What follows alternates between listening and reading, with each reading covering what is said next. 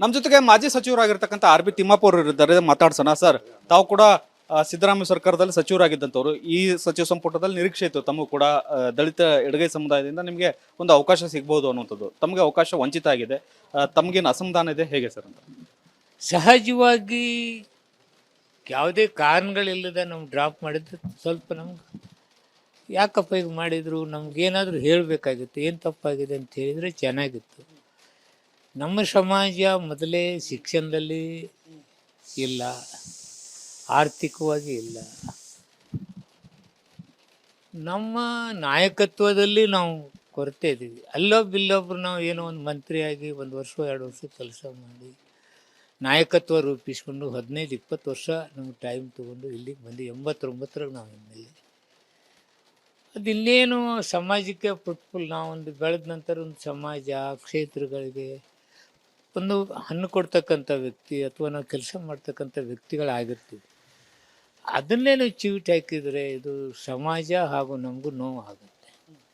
ಏನು ಕಾರಣಗಳಿಂದ ಇಂಥದ್ದು ಆಗ್ತಾಯಿದೆ, ಏನು ತಪ್ಪಾಗಿದೆ, ತಪ್ಪನ್ನು ಹೇಳಿದರೆ ಇದೆಲ್ಲ ಕೊಟ್ಟು.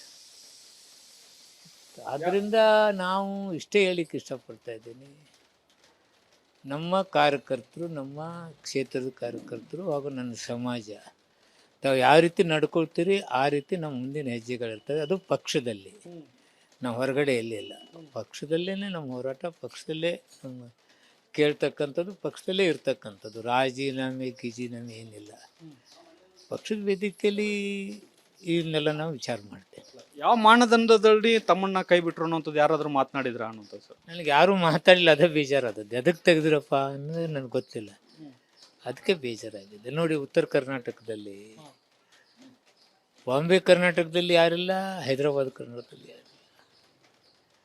ಬೇರೆ ಪಕ್ಷದವರೆಲ್ಲ ಡೆಪ್ಟಿ CM ಮಾಡ್ತಾರೆ, PW ಕೊಡ್ತಾರೆ, ಇರಿಗೇಷನ್ ಕೊಡ್ತಾರೆ, ಅಲ್ಲಿ MP ಕೊಡ್ತಾರೆ. ಆ ಸಮಾಜನ, ಆ ಭಾಗದ ಸಮಾಜಕ್ಕೆ ನಾಯಕತ್ವ ಬೇಕಾಗತ್ತೆ. ಏನು ನೋಡಿ, ಈಗ ನಾನು ಅಬಕಾರಿ ಮಂತ್ರಿ ಇದ್ದೆ, ಒಳ ಮೀಸಲಾತಿ ಪ್ರಕಾರನೇ ನಾನು ರಿಸರ್ವೇಷನ್ ಕೊಟ್ಟೆ ಹರಾಜದಲ್ಲಿ.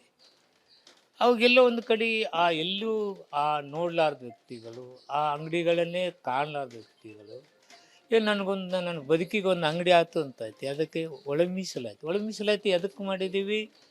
ಇವೆಲ್ಲ ಕಾರಣಗಳು. ನಾವೆಲ್ಲ ಎಷ್ಟು ಇದರಲ್ಲಿ ನಾವು ಹಿಂದುಳಿದೇವೆ.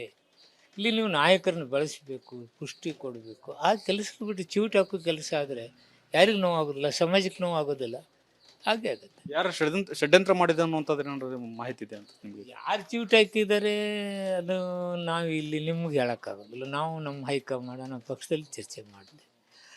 ಕಾಲು ತುಳಿದವಂಗ ತುಳಿಸ್ಕೊಂಡವಂಗ ಇಬ್ಬರಿಗೆ ಗೊತ್ತು, ಬೇರೆದವ್ರಿಗೆ ಗೊತ್ತಾಗಲ್ಲ. ನಡ್ರಿ. ಇದಿಷ್ಟು ತಿಮ್ಮಾಪುರ ಅವರ ಮಾತು. ಕ್ಯಾಮ್ರಾಮನ್ ವಿನಾಯಕ್ ಜೊತೆ ಬಸವರಾಜ್ ಸರಂತಿಮಠ್, ರಿಪಬ್ಲಿಕ್ ಕನ್ನಡ, ಬೆಂಗಳೂರು.